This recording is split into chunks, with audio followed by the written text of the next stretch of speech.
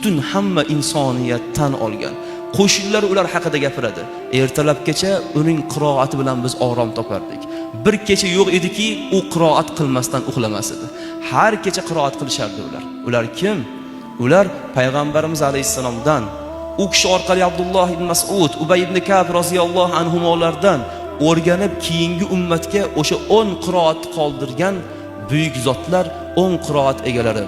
Ular Imom Nofiy Madaniy rahmatullohi alayh, Abdulloh ibn Kasir Makki rahmatullohi alayh, Abu Amr Basri rahmatullohi alayh, Abdulloh ibn Omir ad-Dimashqi rahmatullohi alayh, Hamza ibn Habib az-Zayyat rahmatullohi alayh, Ali ibn Hamza al-Kisoi rahmatullohi alayh, Abu Ja'far Madani rahmatullohi alayh, Yaqub Basri rahmatullohi alayh, Halaf ibn Hisham al-Bazzar rahmatullohi alayh va Osim ibn Abu an-Najd al-Kufi rahmatullohi alayhimlar. 10 qiroat egalar.